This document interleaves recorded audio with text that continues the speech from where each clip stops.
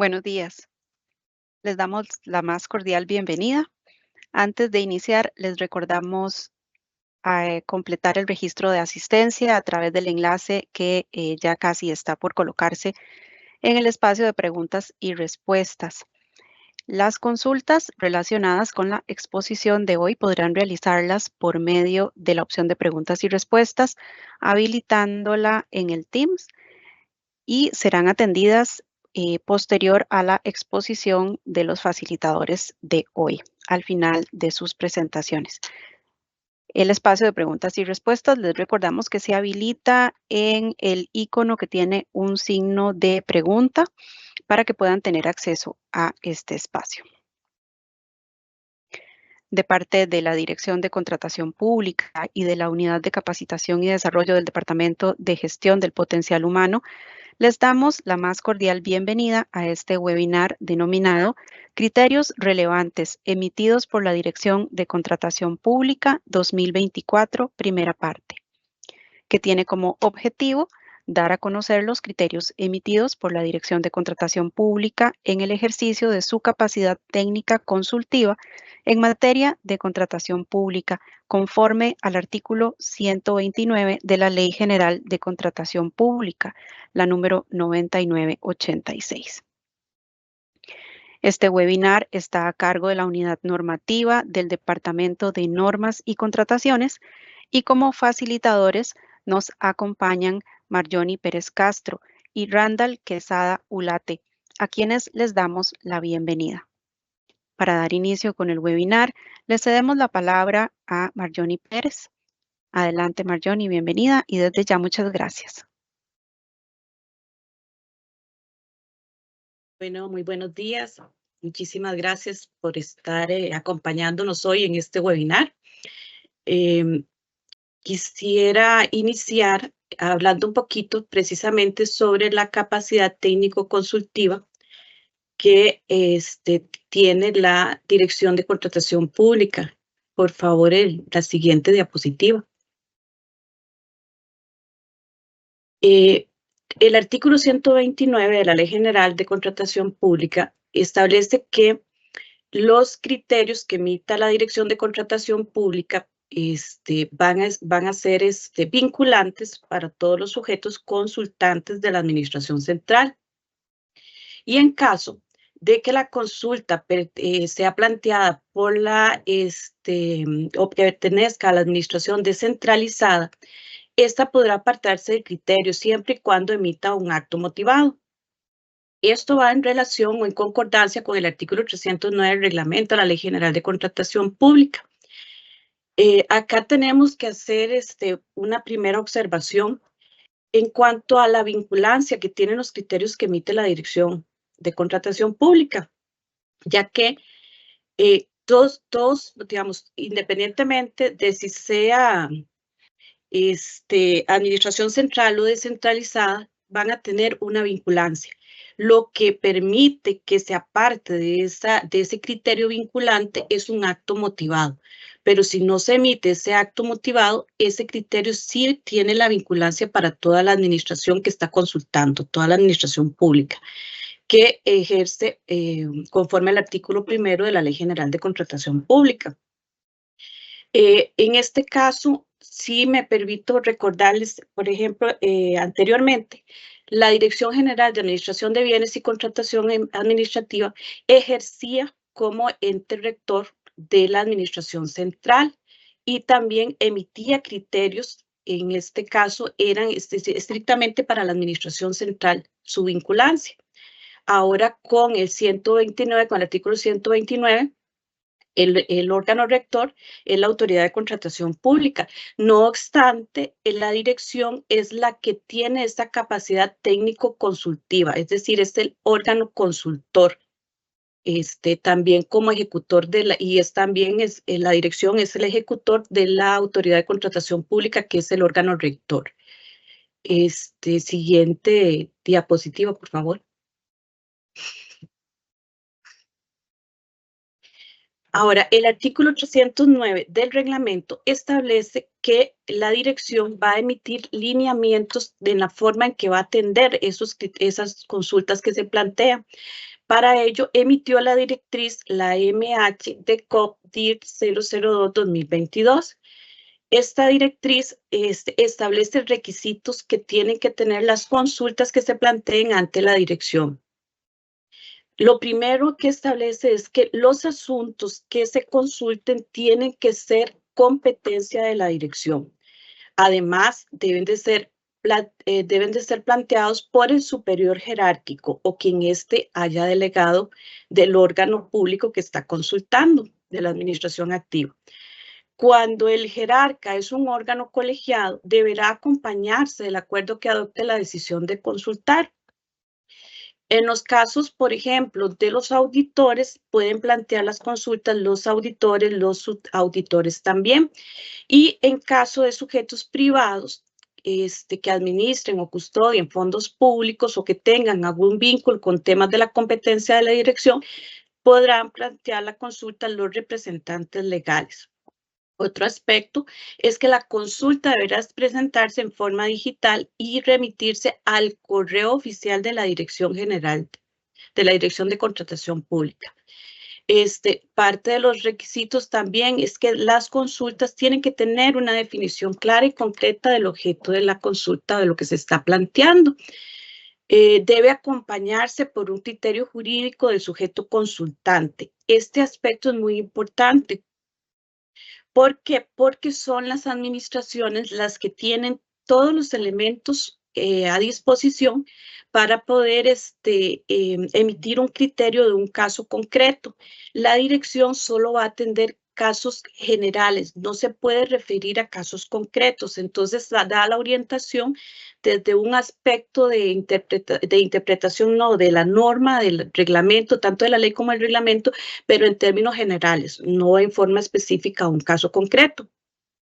Este criterio es sumamente importante porque a veces cuando se formula la consulta a nivel interno, de ahí mismo ya puede salir la respuesta o la solución a la situación que se está presentando.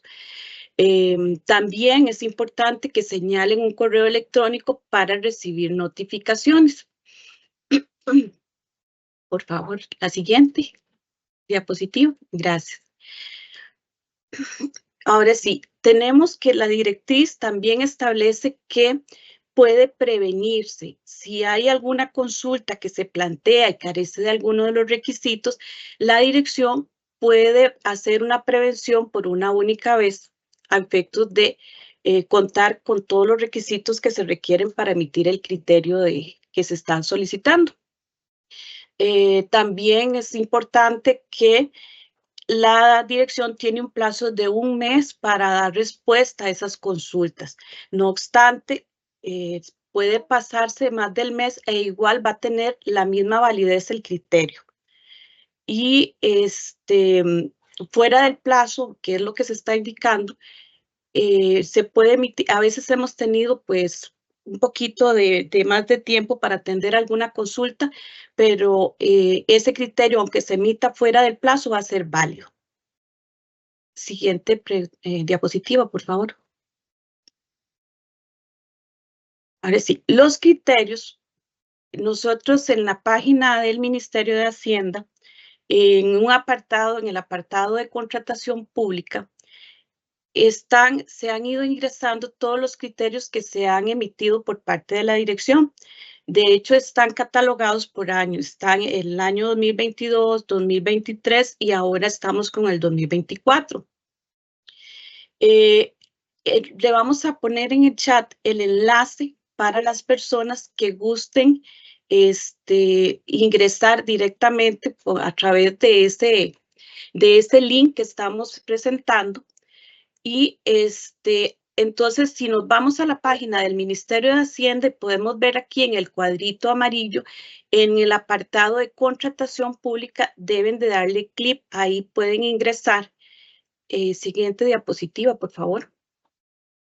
Y específicamente en este apartado de normativa, ve que aquí estamos ya en la Dirección de Contratación Pública, en la parte de normativa, se ingresa. Al ingresar acá a normativa, vamos a ver que existen otros apartados pero en el centro tenemos los criterios y de esos criterios era lo que les indicaba que se subdividen por año. Entonces vamos a tener los 3 años, en este momento tenemos los 3 años a partir del 2022, que es cuando ya empezó a ejercer la dirección como dirección de contratación pública.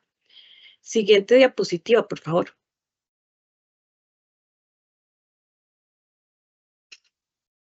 Ahora, nosotros para este webinar habíamos realizado un formulario y se cursó una invitación a través de este enlace donde se solicitaba que pudieran pues leer los criterios que se estaban poniendo a disposición, que son los que ahorita vamos a presentar, y que formularan consultas de esos criterios porque era una forma de retroalimentación más, sentíamos que era un poco más efectiva y que podíamos atender de una vez las consultas que hayan generado la formulación de esos criterios. Estábamos entonces acá en el 2024 y vamos a exponerle los criterios que hasta ese momento, cuando empezamos a hacer el formulario, que fue como en el 29 de mayo que lo hemos publicado, pues que teníamos en la página. Y por favor, me pasa la siguiente diapositiva. Como parte de ese primer acercamiento que tuvimos para efectos de realizar este webinar, en algunos tenemos preguntas, otros no tienen preguntas, pero igual estaríamos atendiendo al final, ¿verdad? Como le dijo la compañera, las consultas que se planteen. El primer criterio que pusimos a disposición era el MHCOP of 0025-2024 del 19 de enero del 2024. Este criterio, lo que se estaba consultando era sobre temas de vicio de nulidad en un procedimiento de contratación pública. De este criterio, si gusta, pasamos a la siguiente diapositiva, por favor. En este criterio se estaba relacionando, aparentemente se habían publicado dos pliegos de condiciones. Uno no había terminado la revisión de ofertas y aparentemente se publicó otro pliego de condiciones exactamente igual. Entonces, de ahí era que se estaba planteando o formulando la consulta a nosotros de si eso era posible. Hay temas que no se pueden atender en forma específica, que era lo que indicaba al principio de la presentación, pero aquí lo importante de este criterio es que anteriormente, con la Ley de Contratación Administrativa, ya se aplicaba la Ley General de Administración Pública para atender las nulidades o posibles nulidades que tenían los actos administrativos que se emitieran, en este caso, en contratación pública. En este criterio se aborda conforme a esta remisión expresa contenida en el artículo 7 de la Ley General de Contratación Pública, se aborda el tema de la nulidad de los actos. En ese sentido, se indica que el acto administrativo puede ostentar dos tipos de nulidades, dependiendo de la gravedad del vicio. Puede ser relativa, cuando existe imperfección en uno de sus elementos, y absoluta, si hay una ausencia total de estos o se impide la realización del fin, tal y como lo regulan los artículos 165, 166 y 167 de la Ley General de la Administración Pública. También dice que siendo que para el caso de la declaración de nulidad se tendrá un efecto puramente declarativo y retroactivo a la fecha del acto, sin perjuicio de derechos adquiridos de buena fe. En el caso de la declaración de la nulidad relativa, se producirá efecto solo para el futuro, excepto cuando el efecto retroactivo sea necesario.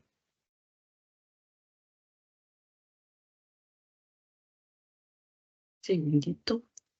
Y me puede pasar, por favor, a la siguiente diapositiva.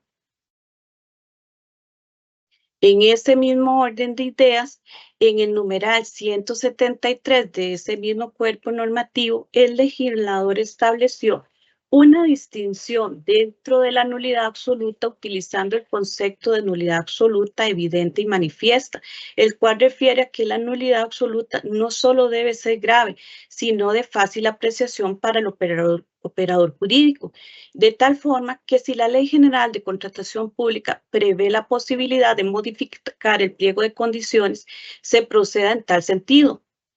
Y bajo los supuestos que la Ley General de Contratación Pública y su reglamento disponen, y solo en el caso de que concurran los supuestos propios de una nulidad, se proceda conforme a lo que establece la Ley General de Administración Pública, en cuyo caso, si lo que se anula es el pliego de condiciones, lo procedente es emitir uno nuevo dentro del mismo procedimiento, dado que la decisión inicial es la que marca el procedimiento, la que marca la existencia del procedimiento de contratación, y si no ha sido anulada, no procede. Entonces, dejar sin efecto el procedimiento en su integridad. Aquí el tema es que se aborda explicando un poco el contenido del pliego de condiciones. El artículo 40 de la Ley General de Contratación Pública nos establece los requisitos esenciales que debe tener un pliego de condiciones. Posteriormente, también es el artículo 93 del reglamento nos define que el pliego, y también la ley, que el pliego de condiciones antes de la apertura de ofertas puede ser modificado en 2 ocasiones. Cuando ya pasó esa etapa y desconocemos realmente qué era la situación que estaba acaeciendo ahí, pero si ya pasó esa etapa, lo procedente eventualmente sería el análisis de una nulidad de alguno de los actos.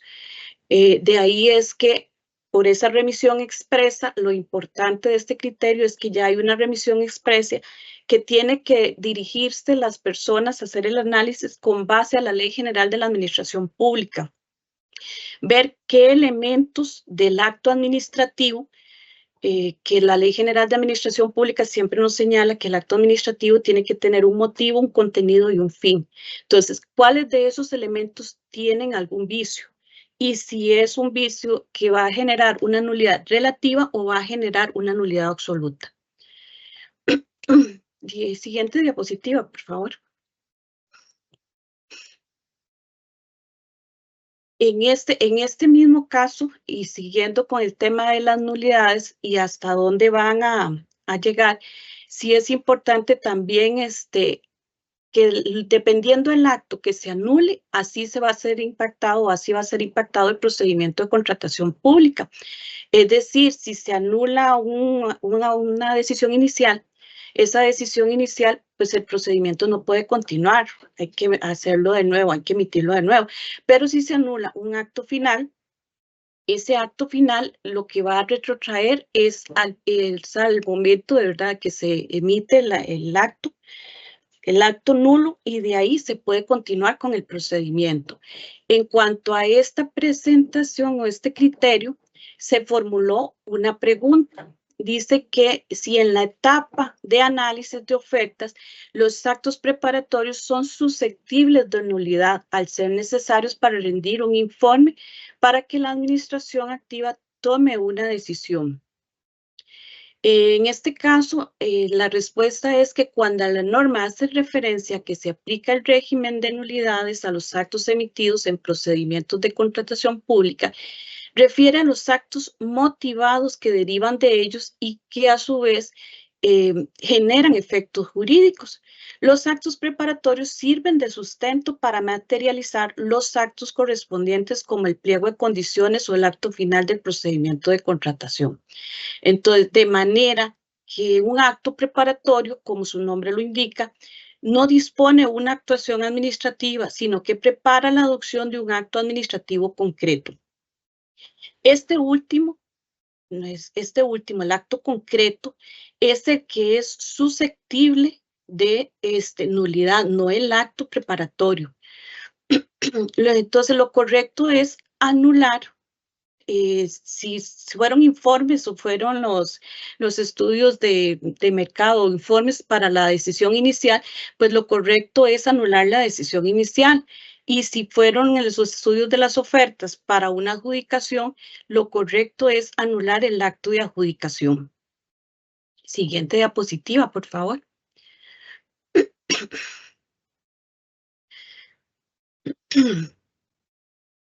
Bueno, en este criterio, en el NH de COP-OFF 0081-2024, se analizan, todos son varios temas, son como 3 temas, pero todos en relación a las compras realizadas por Caja Chica. Entonces, ahí tenemos que se va a analizar el alcance de la prohibición del artículo 28 de la ley, el rendir o la declaración jurada en el formulario para los proveedores de compra por Caja Chica y la declaración jurada prevista en el artículo 29 de la Ley General de Contratación Pública. En este caso, la consulta versa sobre el régimen de prohibiciones contenido en el artículo 28 y es aplicable a las contrataciones que se realizan mediante Caja Chica. Esa era la consulta, si se aplicaba o no. Entonces, atendiendo al tema de Caja Chica, se inicia el oficio con el recordatorio de que uno de los objetivos primordiales que propuso la Ley General de Contratación Pública era potencializar las adquisiciones de las administraciones a través de los procedimientos ordinarios. Con ello, lo que se pretende siempre es evadir el uso indiscriminado de las excepciones por parte de las entidades contratantes. En ese sentido, es importante siempre tener presente que el uso de las excepciones está supeditado a situaciones o actividades extraordinarias y sujetas a los requisitos que se determinaron tanto en la ley como en el reglamento. En este caso es en el artículo 4 también de la ley y del reglamento, es el mismo artículo. Y las compras que se realicen por Caja Chica se originan en situaciones extraordinarias que no pueden ser previstas y se caracterizan por la rapidez de la gestión. En razón de ello es que se indica en el criterio que es importante rescatar que la figura de Caja Chica no constituye un procedimiento de contratación pública al cual pueda recurrir constantemente la administración a efectos de atender necesidades ordinarias. En tanto, podría incurrirse también en fragmentación ilícita, sino que se trata de un instrumento jurídico presupuestario que, bien utilizado bajo una sana administración de los fondos públicos, permite atender oportunamente la adquisición de bienes y servicios originados en necesidades puntuales de la administración. Continúa diciendo el criterio que en el artículo 12 del reglamento a la Ley General de Contratación Pública, se establece que las instituciones públicas que realicen compras con fondos de Caja Chica deberán establecer el procedimiento institucional de operación y los correspondientes mecanismos de control, atendiendo las disposiciones de la Ley General de Contratación Pública, su reglamento y cuando corresponda a las directrices referidas a la modalidad de pago que emita la Tesorería Nacional. Esto por cuanto la consulta está planteada sobre la posibilidad de requerir una declaración jurada a los proveedores de los bienes o servicios que se adquieren mediante los procedimientos de contratación de Caja Chica, para lo cual se debe tomar siempre en consideración lo establecido en el artículo 12 del reglamento, que por eso es que acá se cita que el control que debe de llevar son las mismas administraciones. Textualmente lo que establece ese artículo es que se debe establecer un procedimiento institucional de operación y los correspondientes mecanismos de control atendiendo las disposiciones de la Ley General de Contratación Pública. Siguiente diapositiva, por favor. Continuamos con el criterio y se indica que como complemento a lo indicado se debe recordar el transitorio quinto del reglamento de la Ley General de Contratación Pública, que establece que en tanto no existan disposiciones institucionales ajustadas a la Ley General de Contratación Pública para la gestión del Fondo de Cajas Chicas, las instituciones públicas que estaban sujetas al Reglamento General de Fondo de Caja Chica, emitido mediante Decreto Ejecutivo 32.874-H y hubo que dispongan de regulaciones internas emitidas para tal efecto, continuarán aplicando lo dispuesto en dichas regulaciones como administración activa, ajustándose al porcentaje definido en el artículo 3, inciso G de la Ley General de Contratación Pública. En síntesis, con relación a este apartado del criterio, se recuerda que corresponde a las administraciones contratantes determinar y ejercer esos controles que van a determinar que son necesarios para garantizar la objetividad en las compras públicas, así como el cumplimiento de los principios de integridad y transparencia, para lo cual siempre es importante tener presente que en las compras que se hagan por caja chica obligatoriamente debe registrarse en el sistema digital unificado. Ahí hay un apartado donde se pueden registrar todas las compras chicas, de caja chica, perdón. Siguiente diapositiva, por favor. Acá se planteaba así, la pregunta muy concreta era si se debía solicitar al proveedor una declaración jurada donde indicara, ¿verdad?, que no tiene causal de prohibición. Para esos efectos se señala en el artículo, se señala el artículo 29 de la ley que instaura la obligación de los oferentes y subcontratistas para que en aquellos concursos que presenten sus propuestas manifiesten expresamente su oferta que la información contenida en la declaración jurada presentada en el registro de cita se mantiene invariable, por lo que no sería ni necesario ni procedente incluir en el pliego de condiciones la obligación de aportar la declaración jurada donde el proveedor manifieste que no tiene causal de prohibición. Este texto es porque debemos recordar que existe una norma que establece la obligatoriedad de que todos los proveedores deben estar inscritos en el sistema digital unificado. En este caso es entendido por el Sistema Integrado de Compras Públicas SICOP. Para registrarse como oferente en el sistema se debe rendir una declaración jurada. Esto va acorde con el artículo 29 de la Ley General de Contratación Pública. Entonces, las administraciones en realidad no deben de estar pidiendo en cada pliego de condiciones que se presente esa declaración jurada, porque también existe la obligación de la administración de verificar que esté aportada la declaración jurada en el sistema y que la misma esté actualizada. Eso es una verificación que debe hacerse de forma oficiosa, por así decirlo, porque es una obligación de la administración también, como parte de los requisitos. En este sentido, se han formulado consultas respecto a si es subsanable o no la omisión de esa declaración jurada en el sistema. Perdón, en las ofertas. Si presentaron las ofertas, se verifica y no fue aportada la declaración jurada o no consta en el sistema esa declaración jurada o no está actualizada. El criterio de la dirección ha sido que ante los casos de omisión de la declaración jurada que establece la norma del artículo 29 o ante la falta de actualización, eso no es un requisito subsanable, por lo menos ese ha sido el criterio de la Dirección de Contratación Pública, para que lo tengamos presente, porque se habla de los subsanes, se habla de ciertas certificaciones y declaraciones que se pueden subsanar. Entonces, siempre en el tema de subsanes hay que tener cuidado, ¿verdad?, que no se vaya a generar una ventaja indebida con ciertos temas, pero además hay requisitos que son establecidos a nivel de ley y esos requisitos que de previo tienen que haberse cumplido, el criterio ha sido que no es subsanable. Nada más hay como una referencia que no está propiamente en el contenido de este criterio, pero sí para que lo relacionemos pues con otros que se han emitido por parte de la dirección. Siguiente diapositiva, por favor. Acá se plantearon, esta pregunta es si en el SICOP se deberá registrar las personas que les alcanza la prohibición de participar en los procesos de contratación pública como oferente. El módulo solo tiene espacio, dice, para registrar a los funcionarios, pero no a los allegados hasta tercer grado de consanguinidad y afinidad. ¿Cómo se registran estos últimos para cumplir con la norma? Esa es la pregunta y nosotros lo que partimos es que la prohibición siempre se va a originar en los servidores públicos. Esa es la prohibición directa y se puede extender a los familiares hasta el tercer grado de consanguinidad.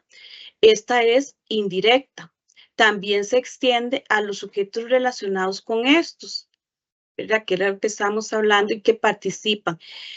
Y que participan con personas jurídicas también, en los cuales hay un beneficiario final, entre otros.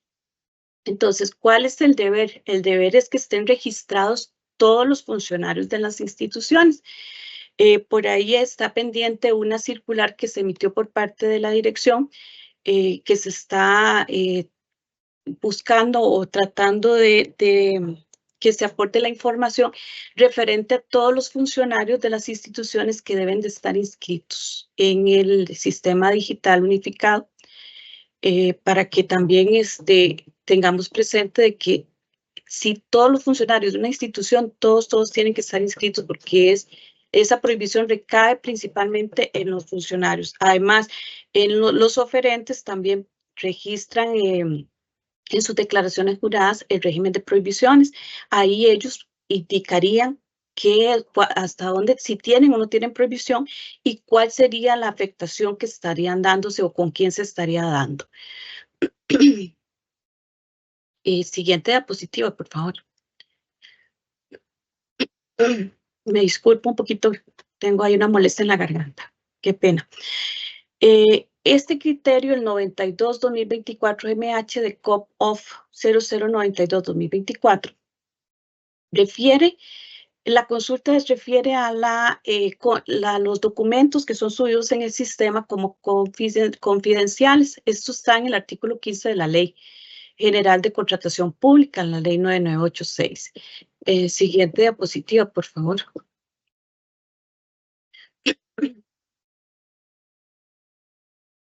Dice que de esta forma podemos afirmar que en materia de contratación pública la regla general es que la información relacionada a las distintas actuaciones de la contratación debe ser pública. Todo lo anterior tiene sustento en el artículo 30 constitucional, que resguardará el derecho de acceso a la información de los departamentos administrativos. No obstante, como toda regla general, ese derecho puede ser objeto de situaciones excepcionales de confidencialidad, pero esta excepcionalidad no obedece a una consideración subjetiva, sino a parámetros objetivos, los cuales en materia de contratación pública están expresamente regulados en el artículo 15. Este criterio particularmente tenemos que partir de que toda la información que está en el sistema o que se ingresa al sistema, toda la información es pública. Esa es la regla general, por así decirlo. Pero cuando algún oferente sube información y de una vez en el mismo sistema establece que esa información es confidencial, así lo registra el sistema. Por lo tanto, no van a tener acceso las demás personas o las demás partes que estén involucradas en ese proceso de contratación. Pero el artículo 15 lo que dice es que tiene que emitirse un acto motivado. Ese acto motivado de parte de la administración, hay un plazo de 5 días para que se analice si efectivamente esa información es considerada como confidencial o no. Cuando ha pasado el plazo de los 5 días, que a eso es que se refería la consulta planteada, y no se ha emitido el acto motivado, ¿verdad?, con el análisis de si esa información es o no confidencial, el sistema lo sigue manteniendo bajo ese concepto de privado o confidencial. Eso no significa que va a estar, aunque haya pasado el plazo, va a mantenerse confidencial el resto del procedimiento sin un límite, sino que en el momento en que ya la administración lo analice y emita ese acto, ahí es, si decide que sí son la información contenida es de carácter confidencial, la misma administración va a establecer el plazo durante el cual se va a mantener como confidencial la información. De no considerar lo que es confidencial, entonces se va a hacer la apertura para que mediante el acto ya se hace la apertura para que todo el mundo tenga acceso a esa información. Por favor, siguiente diapositiva.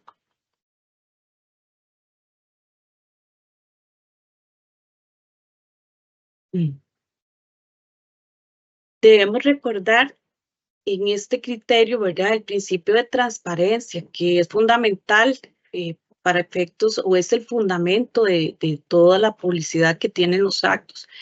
Y que dicho principio pues se encuentra regulado en el artículo 8, inciso C, de la Ley General de Contratación Pública. Entonces, acorde a ese principio de transparencia, se establecen también características esenciales de la información que se pone a disposición, siendo que debe ser cierta, precisa, oportuna y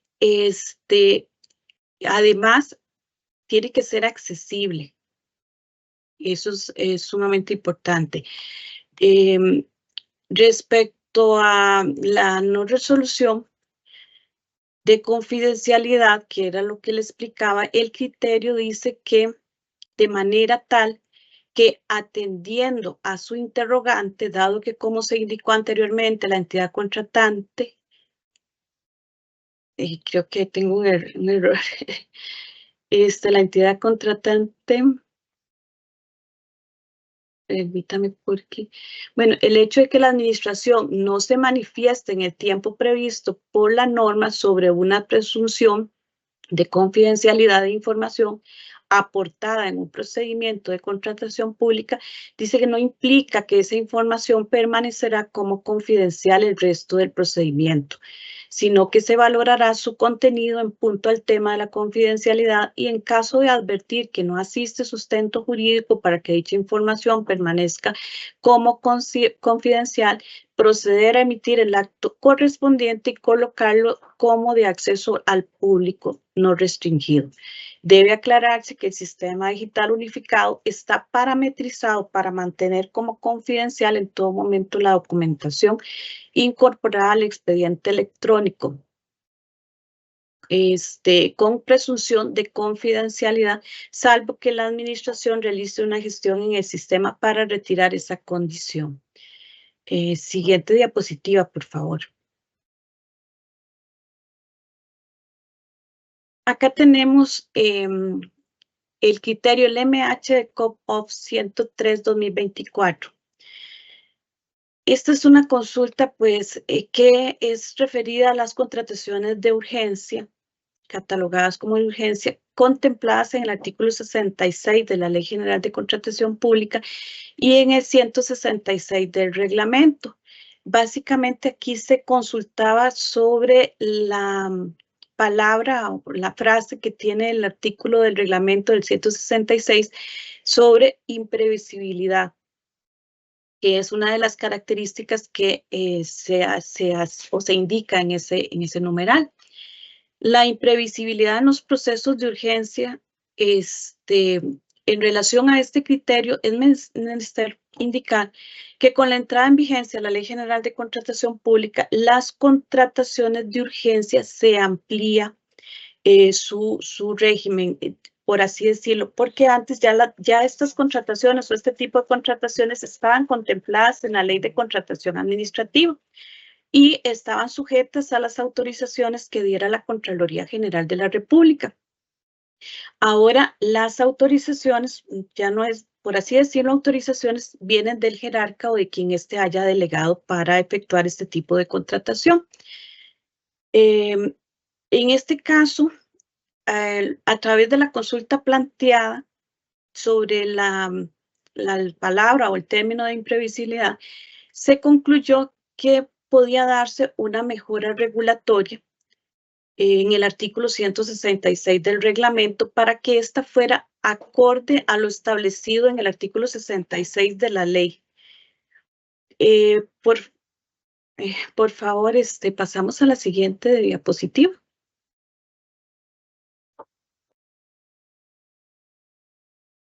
Esta lo que dice es que a partir de la interpretación teológica y lo expuesto a lo largo del presente oficio, se puede concluir que es necesario adecuar el artículo 166 del reglamento de la Ley General de Contratación Pública con el fin que éste sea consecuente con lo dispuesto en el artículo 66 de la ley, que era lo que les estaba indicando.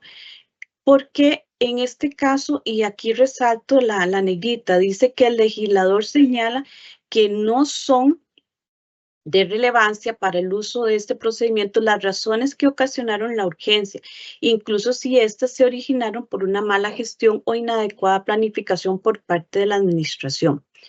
De ahí que de acuerdo con la norma de rango legal, las características que el reglamento le otorga al hecho generador deben entenderse conforme a lo dispuesto en la ley, es decir, con independencia de las causas que la originaron, aun si se trata de una situación provocada por una mala gestión, entendiéndose la imprevisibilidad como una situación fuera de control de la administración, que incluso puede ser ocasionada por una indebida gestión administrativa, siendo posible justificar el uso del procedimiento de urgencia en errores u omisiones que se hayan originado en la fase de planificación, en cuyo caso la administración deberá tramitar la investigación de la investigación a los responsables y, de ser procedente, aplicar la sanción correspondiente.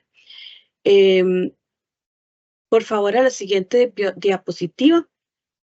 Este criterio, si le pueden dar una leída, es importante porque se analiza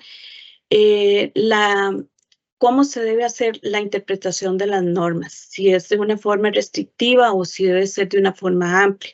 Eso es importante. Aquí dice que parte del criterio lo que dice es que en este proceso de mejora regulatoria que caracteriza un escenario de implementación de una nueva ley como la Ley General de Contratación Pública, se elaboró una propuesta del artículo 166. Cuando se emitió este criterio, todavía no se había publicado la propuesta de reforma reglamentaria.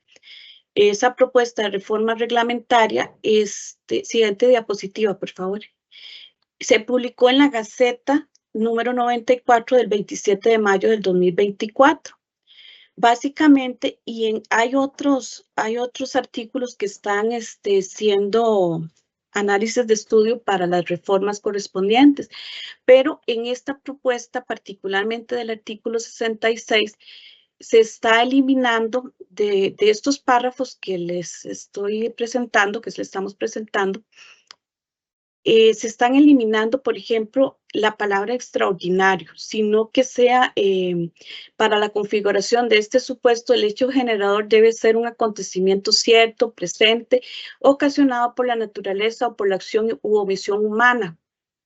Y se está eliminando también la palabra de carácter imprevisible. Por lo menos así fue como se ha presentado, ha estado en análisis de estudio.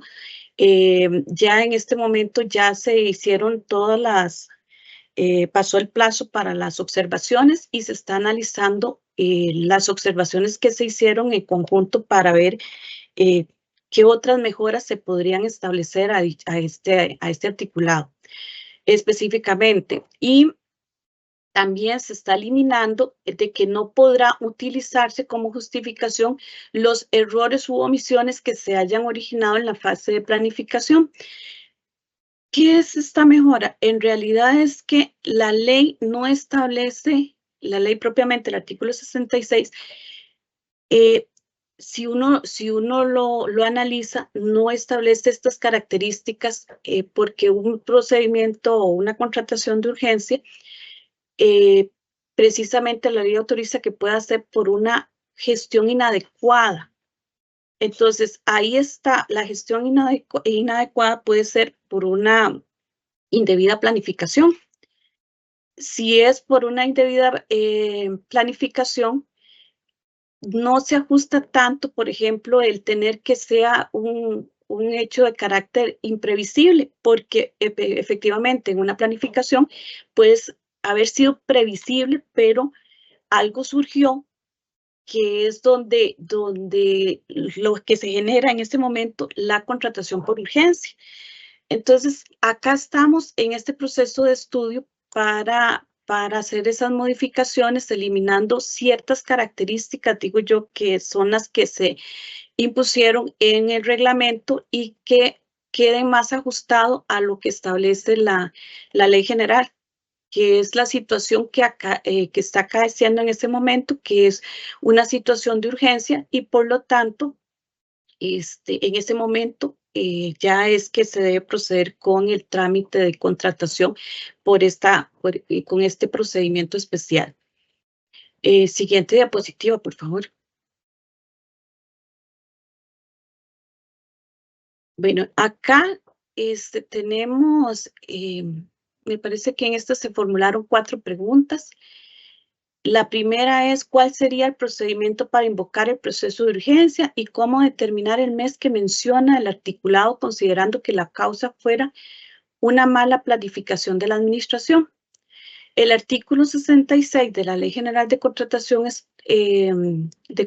Pública establece que cuando la administración enfrente una situación urgente independientemente de las causas que la originaron y para evitar lesiones al interés público, daños graves a las personas o irreparables a las cosas, podrá recurrir a la contratación de urgencia. Entonces, el procedimiento es el procedimiento de contratación de urgencia establecido precisamente en el artículo 66, independientemente, como les indicaba, de que haya existido una planificación inadecuada u otra circunstancia. Lo que importa es si es una contratación de urgencia, es la urgencia que sea catalogada el procedimiento como urgente, ¿verdad? Entonces, el plazo, esto es otra mejora que está también analizándose con respecto a la aplicación del plazo. Ese plazo se habla de un mes. El parámetro, por lo menos en este caso, se está tratando de indicar que el parámetro se contabiliza ese plazo a partir del momento en que se tiene conocimiento por parte del competente de la situación de urgencia. Siguiente diapositiva, por favor. En esta dice que tal y como se señala en el artículo 66 de la ley y el 166 de su reglamento, que si pueden llegar a existir situaciones de emergencia de carácter imprevisible que no se han podido contemplar e incluir en el plan de compras o bien incluir oportunamente en el anteproyecto, que en la práctica existe un procedimiento ya establecido para la aplicación de estos procedimientos. Efectivamente, el procedimiento es el establecido en el artículo 66 de la Ley General de Contratación Pública. Los requisitos para tramitar este tipo de procedimiento es la urgencia, es esa imprevisibilidad. Esa imprevisibilidad, si bien es cierto, se está tratando de eliminar del reglamento, lo que quiere decir es que es algo que surgió independientemente de las circunstancias que se hayan dado y a eso se refiere con ese término de imprevisibilidad. No obstante, ¿verdad? Sí les recuerdo que se está tratando de eliminar del texto que actualmente está vigente. Siguiente diapositiva, por favor.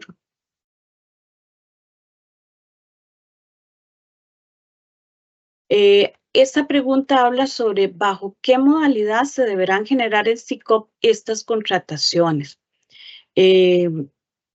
Como habla, digamos, de modalidad, entonces también lo tome un poco de el procedimiento, sería el procedimiento de urgencia establecido en el artículo 66.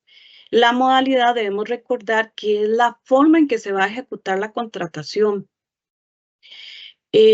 Aquí sí hay que tener cuidado porque si es una modalidad, por ejemplo, se está haciendo una contratación por urgencia, ¿verdad? Y entonces, acorde a los requisitos de urgencia, si vamos a hacer, no podríamos decirle que vamos a hacer una contratación por urgencia con una modalidad de segunda demanda, con una vigencia de 3 años, 2 años, porque ahí ya estaríamos con una modalidad que sale de los requisitos o de las circunstancias de emergencia como tal.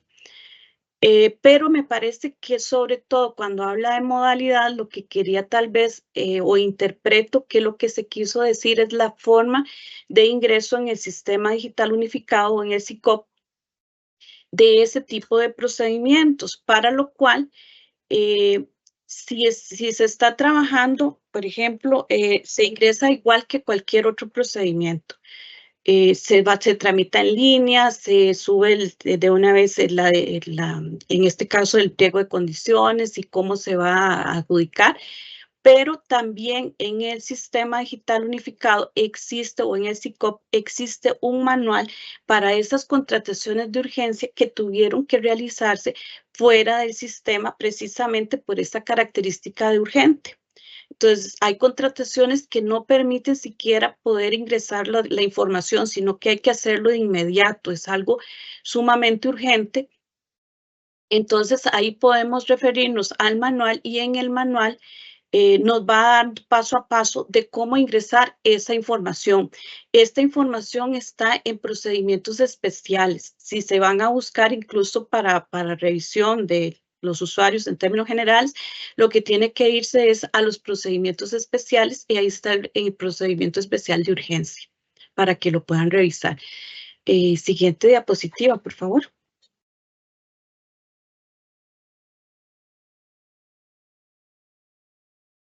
La última pregunta dice que a pesar de no entrar en tiempo a la proveeduría institucional, ¿se estarían gestionando de igual forma? Y también pregunta si hay alguna fecha límite para presentar este tipo de solicitudes ante la proveeduría institucional, ya que, como se menciona, es un procedimiento de emergencia y por lo tanto no se podría calendarizar. Sí, bueno, ya digamos, ya se han reiterado las modificaciones que se están efectuando en este momento al artículo 166 y que está de momento en revisión. Lo que se debe siempre de acreditar es la situación de urgencia. Por ello, no se podría establecer un plazo determinado para el ingreso a la proveeduría o para que sea calendarizado. Lo que sí corresponde es acreditarse esa situación de urgencia como punto de partida para realizar pues, las actuaciones correspondientes. Hasta aquí llega mi presentación. Ahora le cedo la palabra a mi compañero Randall para que él continúe con la exposición de los siguientes criterios. Muchísimas gracias y muchísimas gracias también a las personas que nos hicieron llegar en su momento por medio del formulario las consultas que tenían respecto a estos criterios.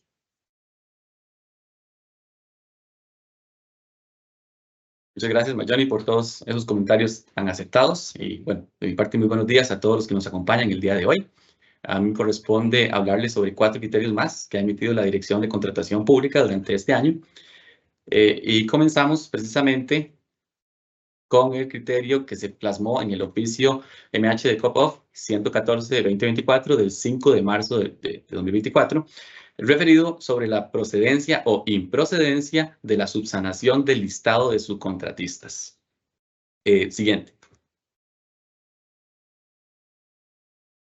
Al igual que como ha venido realizando la licenciada Marjoni, vamos a leer algunos extractos del criterio, vamos a referir algunos extractos de las normas precisamente para conceptualizarlos y aclarar algunas ideas que resultan de interés al auditorio. Vamos a ver, para ampliar, ¿verdad?, con claridad las ideas más importantes que se plasman en estos criterios.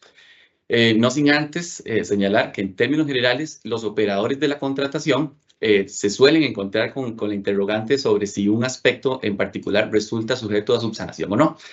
Y es por ello que resulta conveniente recordar algunas generalidades del Instituto de la Subsanación, establecido en el artículo 50 de la Ley General de Contratación Pública, que nos impone la máxima de que los defectos que contenga una oferta pueden ser subsanables siempre y cuando con ello no se otorgue una ventaja indebida. Hay otros elementos que hay que considerar, por ejemplo, que no exista una restricción normativa sobre el aspecto en particular que imposibilite o restrinja la subsanación de este. A modo de ejemplo, la Dirección de Contratación Pública ha sostenido que la declaración jurada prevista en el artículo 29 de la Ley General de Contratación Pública, por la naturaleza y la forma en la que fue regulada por el legislador, no podría ser 100% sujeta a subsanación. Entonces, habría una limitación. Así las cosas, para que un aspecto pueda ser sujeto de subsanación en un procedimiento de contratación, no basta con acreditar que no se genere una ventaja indebida, sino que además debe tenerse claridad de que no exista una norma que restrinja dicha posibilidad de subsanar el aspecto en particular. Con lo anterior en mente, el criterio expuesto en el artículo 114 se centra en atender la interrogante de si un listado de subcontratación o información conexa resulta subsanable o no, indicando: queda claro que una de las obligaciones de los oferentes en toda contratación pública consiste en presentar una oferta completa a partir de las reglas del pliego de condiciones, adjuntando entre los elementos que establece la normativa el listado de las empresas subcontratadas con indicación de los nombres de todas las personas físicas y jurídicas con las cuales se va a subcontratar, el porcentaje de participación en las prestaciones a realizar, una certificación de los titulares del capital social y de los representantes legales de aquellas. De esta forma, lo primero que identifica el criterio es que efectivamente existe un deber por parte de los oferentes de aportar el mencionado listado de subcontratistas. Continúa el criterio señalando respecto de la subsanación que la subsanación y aclaración de las ofertas, artículo 50 de la Ley General de Contratación Pública, define una premisa al establecer que serán susceptibles de subsanación los defectos que contenga una oferta, siempre y cuando con ello no se otorgue una ventaja indebida. Es decir, en perjuicio de los demás oferentes y en detrimento de los principios de transparencia, igualdad y libre concurrencia que rigen los procedimientos de contratación pública. Siguiente, por favor. Seguidamente, el criterio indica la razón de ser de que se aporte el listado de subcontratistas en las contrataciones públicas, y es básicamente porque con este se posibilita verificar el cumplimiento de aspectos señalados en la normativa, como lo es la totalidad del porcentaje de subcontratación, que no supere el 50% del monto del contrato total, así como que la empresa subcontratada no cuente con algún tipo de prohibición para contratar con la administración, entre otros.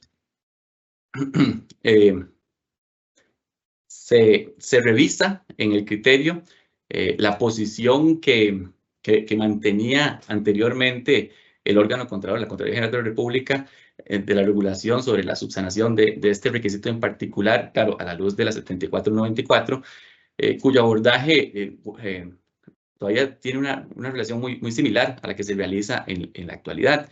Y básicamente lo que nos decía en aquel entonces la Contraloría es que el listado de subcontratistas era subsanable en el tanto los subcontratistas y el porcentaje de participación fueron referenciados desde la oferta inicial, porque de lo contrario, si no se hace esa referencia desde la oferta inicial, podría generarse una afectación a la estructura de costos y por ende su corrección podría implicar una eventual ventaja indebida.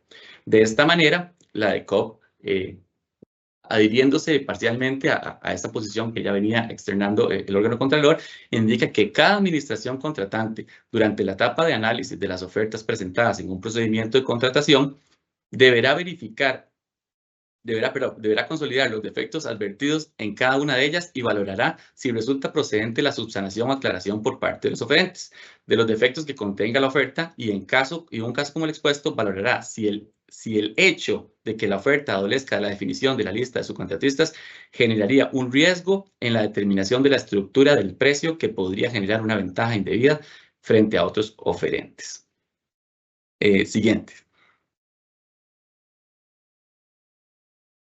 Bueno, luego en el criterio se abordan dos interrogantes adicionales que corresponden a aspectos relacionados a la omisión del listado de subcontratistas o aspectos formales de estos, llegándose a la conclusión de que para que sean susceptibles de subsanación estos aspectos asociados con el listado de subcontratistas, debe garantizarse que no se otorgue una ventaja indebida y que no impacte la estructura de costos o del precio presentada en la oferta. Sobre este criterio en particular se recibieron algunas observaciones o preguntas. La primera de ellas dice que favor referirse a la procedencia o improcedencia de la subsanación del listado de subcontratistas, artículo 4950 de la ley y 133 y 135 del reglamento de la Ley General de Contratación Pública. Vamos a ver, con lo que se ha señalado hasta aquí, deben tenerse al menos tres aspectos en consideración. El primero es que no existe una norma que limite la subsanación específicamente en relación al listado de subcontratistas. Ahora, el segundo aspecto es que el listado es un aspecto formal y por ende subsanable si el porcentaje de participación fue referenciado desde la oferta, ¿verdad? Porque si no lo es, y ahí vamos al tercer aspecto, si no hay una referencia desde la oferta al porcentaje de participación o con la subsanación, dadas las circunstancias concurrentes, se puede causar un impacto a la estructura de costos o al precio, ya no podría entenderse como un aspecto formal y podría llegarse inclusive a generar una ventaja indebida. Por ende, no sería utilizable el instituto de la subsanación, ¿verdad? Bajo este último supuesto. Siguiente.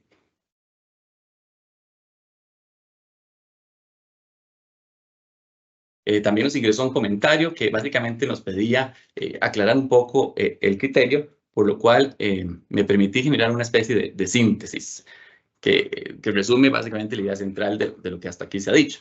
Y es que cada entidad contratante debe valorar el caso concreto para conocer si la subsanación del listado de subcontratistas o información conexa, si con la subsanación, perdón, se podría estar generando un impacto a la estructura de los costos o al precio.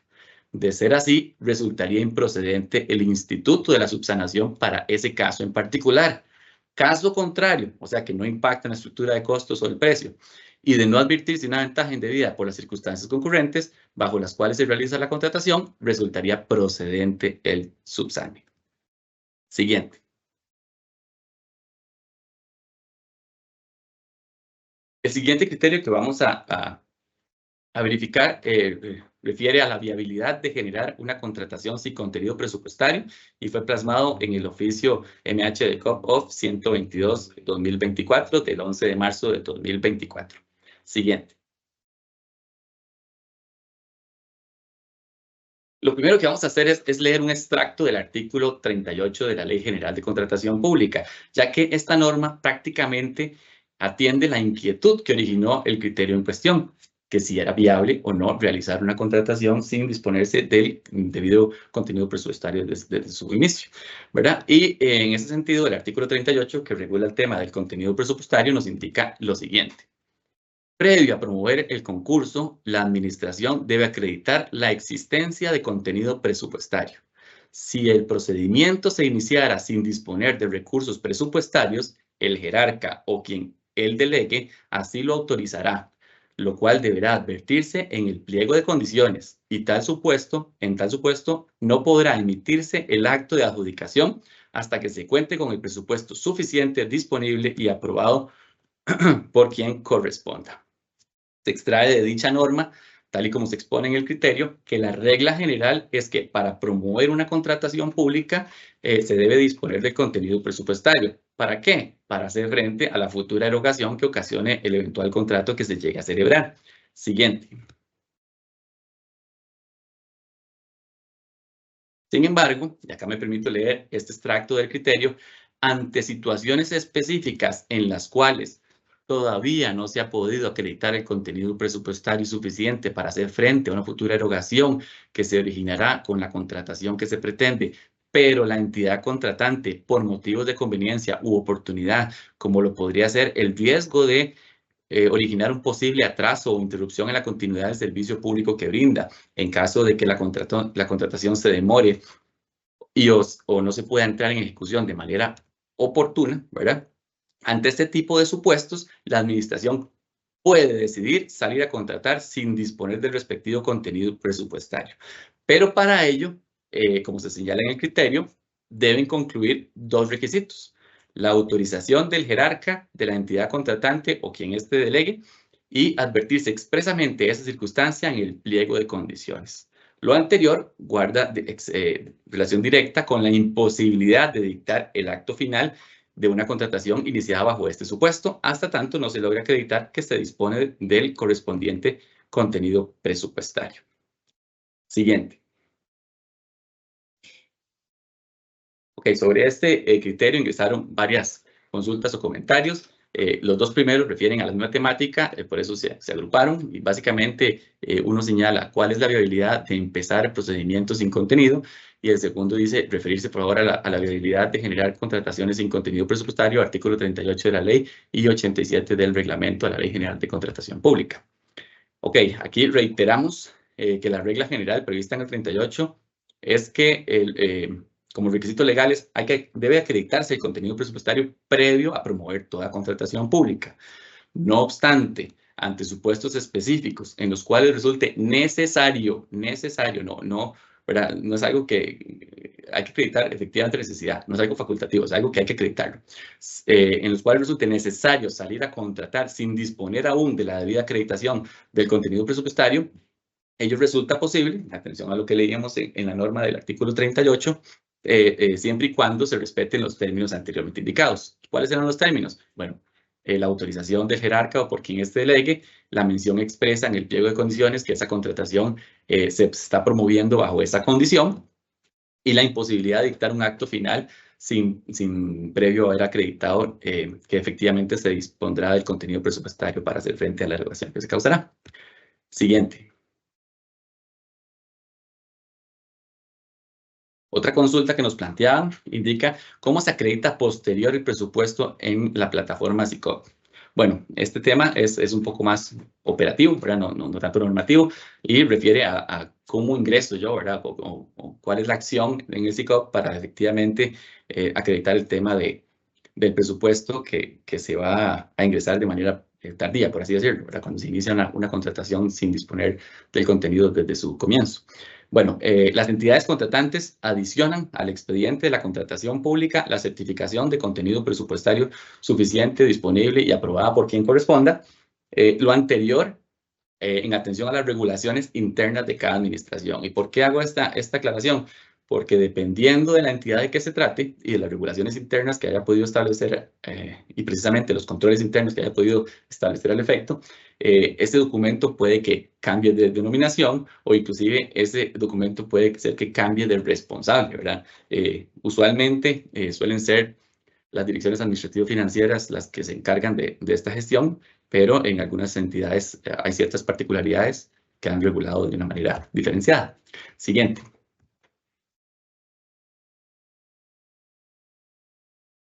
Una consulta más indica, con respecto a este criterio, pregunto, si nos encontramos en un proceso de tramitar modificación de presupuesto o presupuesto extraordinario, ¿se puede realizar aún así la contratación? Bueno, en este caso, la situación que se indica no resultaría relevante. Tal y como se señaló anteriormente, lo importante es que se cuente con la autorización del jerarca y se realice la mención de que en la condición de esa condición en el pliego de condiciones, ¿verdad? Así como que previo a emitir el acto final, anteceda la acreditación del presupuesto destinado para la contratación. No obstante, ¿verdad? No obstante, y aquí es como una especie de recomendación, cuando salimos a contratar sin disponer desde un comienzo de la acreditación del contenido presupuestario, es porque se tiene una presunción o se infiere que se contará con el contenido presupuestario con posterioridad. Caso contrario, ¿verdad? Cuando se tiene una total incertidumbre de si se dispondrá o no de dicho contenido presupuestario, no resultaría conveniente salir a contratar de esta manera, porque es altamente probable y habría un riesgo muy elevado, ¿verdad?, de que la contratación no pueda llegar a buen puerto. Entonces, es un tema que obviamente tienen que analizar las entidades. Si yo salgo a contratar sin el debido contenido presupuestario, es porque ya conozco de antemano, solo que todavía no lo he podido acreditar, que voy a llegar a disponerlo, ¿verdad? Y lo hago simplemente para evitar un eventual riesgo que podría ocasionar si lo hago de una manera tardía. Siguiente.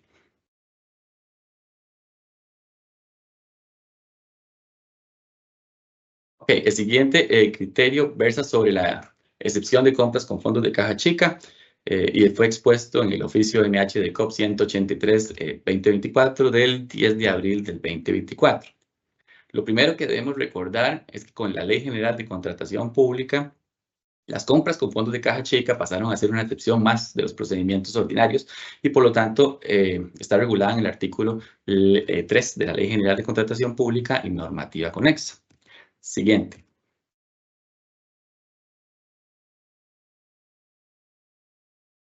El criterio se ocupa en atender 5 consultas sobre la aplicación a la excepción de las compras por fondos de caja chicas de generalidades de la contratación. Pero este tema de las generalidades de la contratación a las compras con fondos de caja chica ya fue referido por la licenciada Marjoni al exponernos el criterio 81. Por eso es que no vamos a reiterar esos aspectos. Pero también se centra en consultar si son atinentes o si se deben de acatar siempre los requerimientos generales para el uso de excepciones contempladas en el artículo 4 de la ley al utilizarse esta excepción, indicándose que, y esto es una reiteración del criterio que nos comentaba anteriormente la licenciada Marjoni Pérez, que es importante rescatar que la figura de caja chica no constituye un procedimiento de contratación al cual pueda recurrirse constantemente la administración a efectos de atender sus necesidades ordinarias. Que claramente es una excepción y solo se utiliza ante los supuestos que expresamente están habilitados por la ley. Ahora me permito leer dos extractos de dos normas que en el análisis del criterio se integran para facilitar el entendimiento del tratamiento que debe de asistir a las compras con fondos de caja chica y las regulaciones internas que las entidades deben emitir al efecto. Y nos dice lo siguiente: el artículo 4 de la Ley General de Contratación Pública establece que los requerimientos específicos para la aplicación de las excepciones serán regulados en el reglamento de esta ley.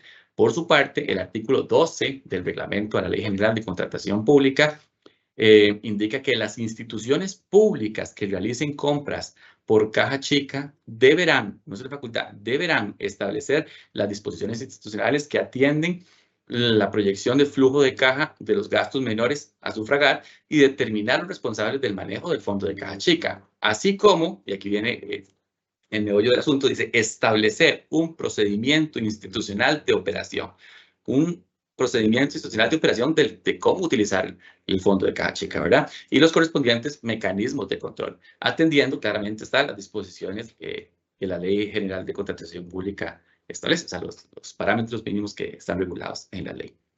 Continúa indicando el criterio, ¿verdad?, en razón de lo anterior, que el uso del fondo de caja chica deberá tomar en cuenta la proyección de flujo de caja de los gastos menores a sufragar, debiendo regularse un procedimiento institucional para su operación y control. Siguiente.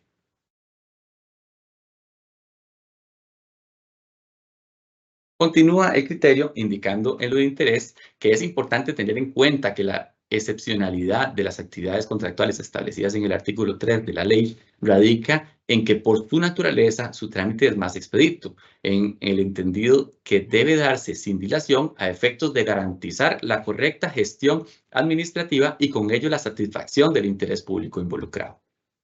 Además, que atendiendo a los requerimientos generales establecidos por el legislador para este tipo de excepción en el artículo 4 de la Ley General de Contratación Pública y los artículos 4 y 12 del reglamento a la Ley General de Contratación Pública, es decir, considerando lo expresamente señalado en las normas de cita, en ese orden de ideas se puede concluir que los incisos señalados, o sea, los previstos en el artículo 4 de la ley, ¿verdad?, no necesariamente serán de aplicación a todas las excepciones, dado que puede ocurrir que por la naturaleza misma de la excepción, la administración deba acreditar que no resulta aplicable ese requisito en particular.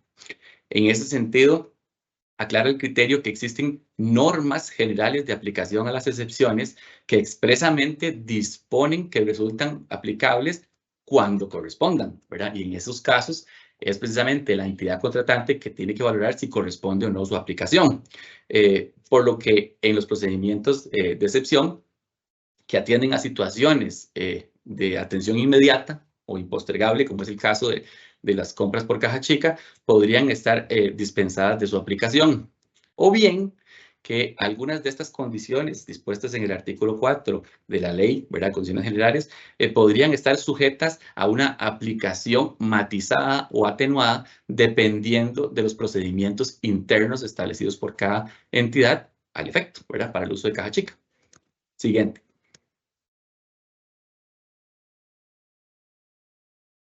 Continúa señalando el criterio que a la excepción de compras de fondos de caja chica, por la naturaleza de esta, puede no resultarle aplicable algunos de los requerimientos generales establecidos por el legislador en el artículo 4 de la ley, siendo competencia de cada administración analizar y resolver lo que corresponda según el caso concreto y documentar su actuación. Y finalmente, recuerda el deber de registrar todo lo actuado en este tipo de contrataciones en el Sistema Digital Unificado, ¿verdad? Actualmente el SICOP, y señala indicando las compras con fondos de caja chica deben ser registradas en el Sistema Digital Unificado una vez que se haya efectuado, dejando constancia de la totalidad de la documentación generada en relación a la compra realizada. Aquí no es que vamos a hacer un resumen y lo vamos a juntar, no. Aquí es que vamos a textualmente plasmar cómo se realizó la compra y vamos a juntar toda la documentación que se generó para poder hacer esta efectiva. Siguiente.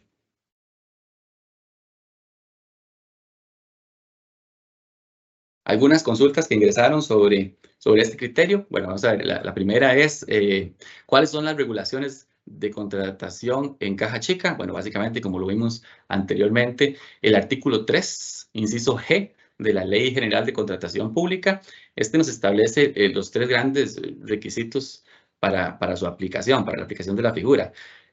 Básicamente, que sean indispensables, o sea, que no se pueden dejar de adquirir, que sean impostergables, o sea, que no se puedan llegar a comprar luego o con posterioridad, sino que se tienen que comprar ya. Y un tercer requisito, que es económico, que es que no excedan el 10% del monto fijado para la licitación reducida. ¿Cuál licitación reducida? La del régimen ordinario, nos aclara posteriormente el reglamento al instrumentalizar la figura. Por su parte, también las regulaciones que están previstas en el artículo 12 del reglamento a la Ley General de Contratación Pública y normativa conexa. Y también, importante mencionar, creo que por ahí también lo detallaba la compañera Marjoni, ¿verdad? El transitorio quinto del reglamento, pero es precisamente nada más para el tema de la reglamentación interna, que este transitorio lo que nos decía es que, si bien es cierto, en el artículo 12 se establece un deber de establecer esta reglamentación interna y estos procedimientos internos para la aplicación de la caja chica, hasta tanto no se emitan, entonces se juega con las reglas anteriores y se referían a algunas normas que anteriormente se encontraban vigentes. Igual, a la fecha, se conoce que la mayoría de las entidades contratantes ya han hecho la revisión correspondiente y ya han dictado la reglamentación interna al efecto. Siguiente. Una segunda consulta nos ponía un caso práctico. Por ahí pude leer en el chat que hay una consulta que tiene una similar naturaleza. Quizás con lo que vamos a explicar a continuación se responde la inquietud. Y es que dice, ¿es factible utilizar esta figura para aquellas contrataciones de escasísima cuantía, como por ejemplo compras menores a 600,000 colones, ya que el crear una licitación generaría un mayor costo administrativo que el cancelarlo por medio de caja chica? Ok, entonces las compras por caja chica deben cumplir los requisitos que acabamos de leer, ¿verdad? Deben ser una compra indispensable, impostergable y que no exceda el 10% del monto fijado para la licitación. En la actualidad, la licitación reducida para el procedimiento, para el régimen ordinario, está en un monto de 65.244.541 colones. El 10% de ese monto serían 6.524.454 colones con un céntimo. Por lo que, si se trata de una compra, en el caso que nos está consultando, que es indispensable e impostergable, ¿verdad? Por no excederse el límite previsto del 10%, perfectamente se podría tramitar por caja chica. O sea, básicamente habría que acreditar las otras condiciones para el uso de la figura y por monto estaría eventualmente en la posibilidad de estar cubiertas dentro de este tipo de contrataciones por excepción. Siguiente.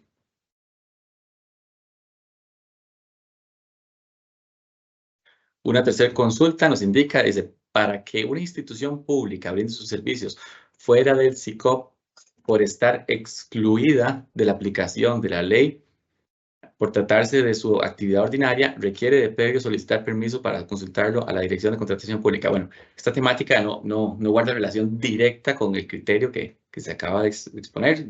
Bueno, no obstante, con la intención de no dejarla desatendida, se debe indicar que la acreditación de las condiciones para un supuesto de excepción es una actuación que debe realizar la entidad contratante.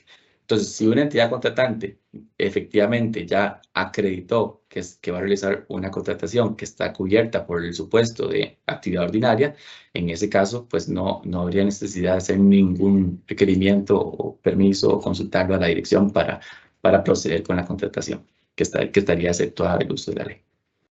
Siguiente.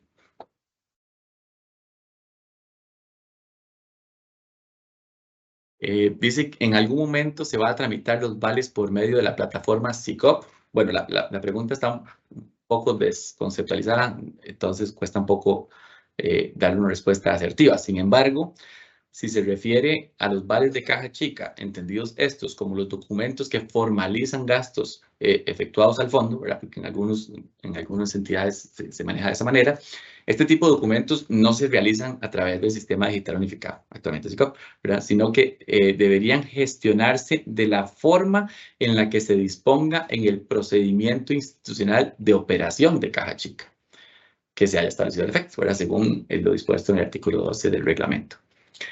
Además, tal y como se indicó, toda la documentación relacionada con la contratación realizada con fondos de caja chica debe ser registrada en el SICOP, en la sección y a través del procedimiento dispuesto al efecto. Entonces, si se utilizan este tipo de documentos, ¿verdad? Para la gestión de este tipo de compras, pues a la hora de hacer el registro correspondiente en el SICOP deberá de adjuntarse junto con la restante documentación generada al efecto. Siguiente.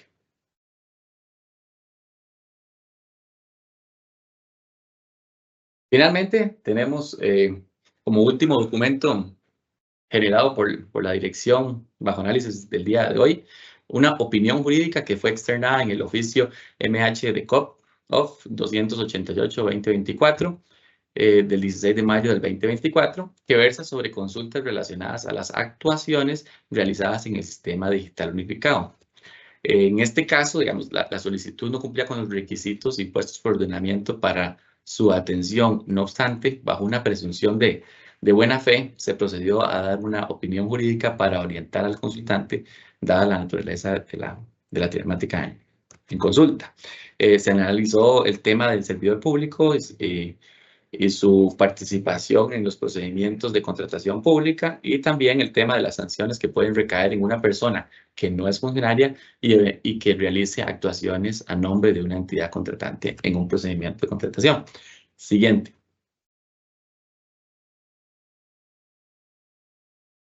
Igual vamos a leer algunos extractos que nos conceptualizan un poco el desarrollo del criterio.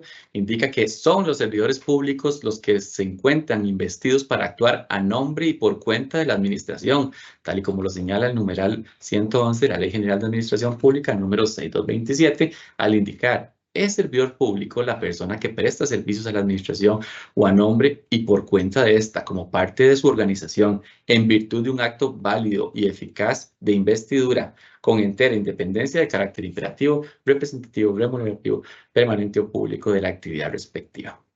Ok, también nos indica este criterio que se genera una tajante delimitación entre lo que es un servidor público que forma parte de una organización institucional a partir de un acto de investidura de cualquier otra persona que no se encuentre debidamente investida para actuar a nombre y por cuenta de la administración.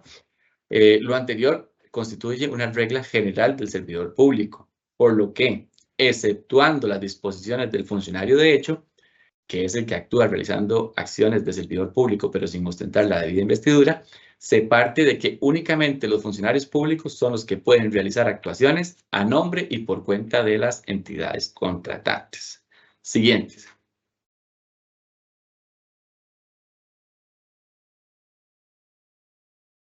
También señala el criterio que en el caso hipotético, y ahorita les voy a decir por qué es hipotético, en el que una persona no funcionaria de la entidad contratante llegase a efectuar actuaciones relacionadas a la contratación pública a nombre de esta entidad, considera esta Dirección de Contratación Pública que podría operar las regulaciones previstas para el funcionario de hecho en la Ley General de Administración Pública si se identifican las condiciones suficientes para ello, lo que incluiría el régimen de responsabilidad previsto para esa figura en los numerales 118 y concordantes, al respecto del 118 de la Ley General establece que el funcionario, de hecho, será responsable ante la administración y ante los administrados por los daños que cause su conducta. Además, la administración será responsable ante los administrados por la conducta del funcionario, de hecho. ¿Y por qué les indicaba que era un caso hipotético? Porque en el mismo criterio se indica la forma en la que se encuentra parametrizado el sistema digital unificado, ¿verdad? El SICOP en este caso, y debe darse una doble validación de las personas que van a realizar actuaciones en el sistema. Entonces, por un lado, el propio funcionario hace el registro de su certificado de firma digital y lo asocia a la institución para la cual labora, y con posterioridad el encargado de esa institución, a la hora de eventualmente asignarle roles y perfiles, debe hacer la validación correspondiente de que efectivamente se trata de un funcionario de la institución, ¿verdad? Y asignarle roles y perfiles conforme al puesto o cargo que desempeña. Entonces, ante esta funcionalidad del sistema en la actualidad, que una persona no funcionaria llegue a hacer actuaciones en el sistema a nombre de una administración contratante es altamente poco probable. Bueno, siguiente.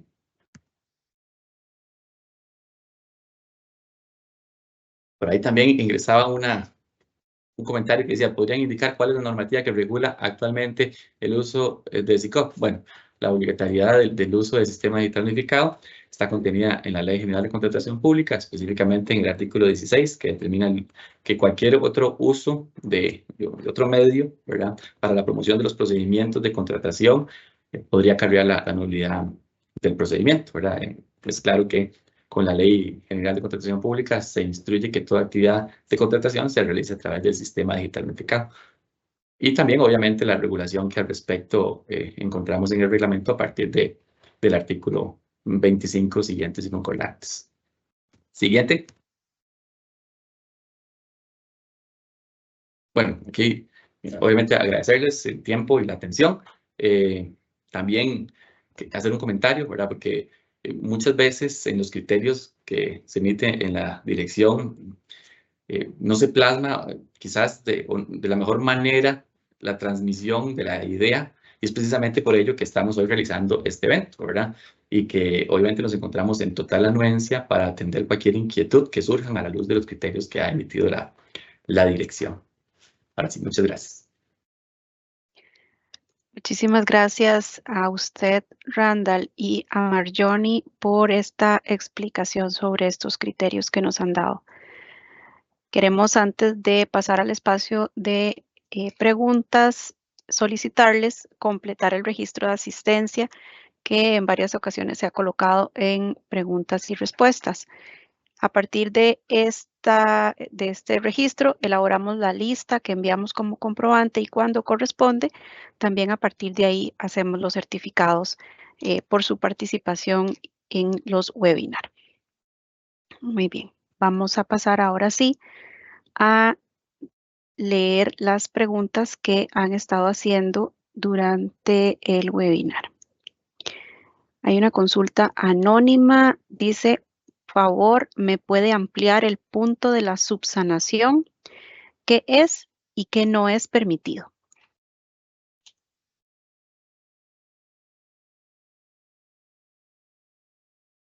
Gracias. Muy amable y agradecido la pregunta. ¿Verdad? Se aprovecha el espacio para reiterar aquello que se dijo en la valoración de un criterio en particular, y es que, vamos a ver, para saber si algo es objeto o no del Instituto de la Subsanación, debe de acreditarse, uno, que no existe una norma específica que restrinja su subsanabilidad, ¿verdad? Esa es la primera. Dos, que no se genere una ventaja indebida, ¿verdad? Y esa es como el eje central sobre el que versa en estos momentos la Ley General de Contratación Pública para determinar si algo es eventualmente subsanable o no, ¿verdad? Entonces, a la luz de esas dos consideraciones, al menos debe de realizarse el análisis casuístico de si algo es subsanable o no. Nosotros no podemos decirle que tal documento es subsanable o que tal documento no lo es, porque podrían haber circunstancias concurrentes o disposiciones expresas en el pliego de condiciones o inclusive manifestaciones realizadas en la oferta que podrían estar generando una eventual ventaja indebida o no, ¿verdad? Entonces, ese análisis casuístico corresponde a las entidades contratantes precisamente para determinar si algo es subsanario o no y proceder con el instituto correspondiente. Gracias. Gracias, Randall. La siguiente pregunta dice, en cuanto al transitorio 5 del reglamento a la Ley General de Contratación Pública, siendo que la institución a la fecha no ha ajustado la reglamentación interna del uso de caja chica, en ese sentido, puede seguir utilizando el reglamento que dispone, pero podrá utilizar el porcentaje del 10%, aunque el reglamento interno disponga de un porcentaje inferior.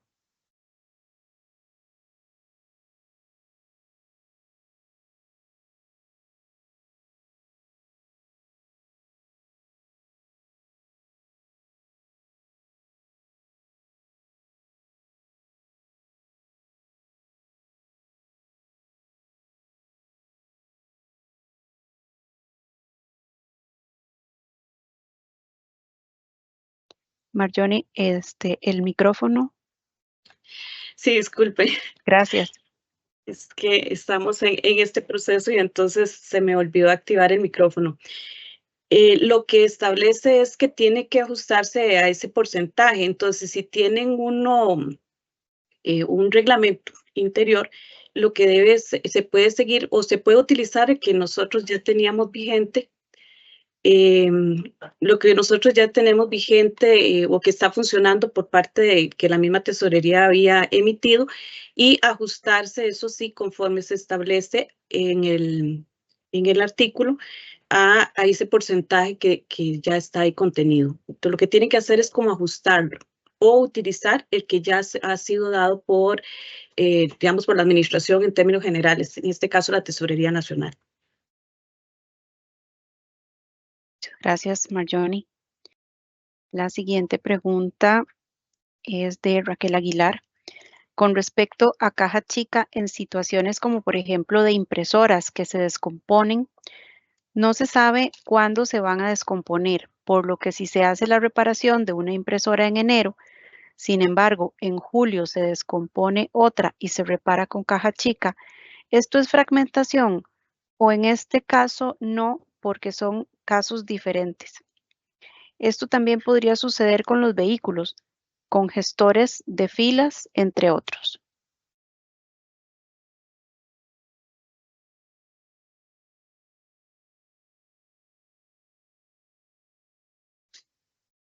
Marjorie, el micrófono. Disculpen, es que estaba viendo que los dos íbamos a responder. Entonces, este caso de las impresoras en realidad son situaciones distintas y así se pueden interpretar.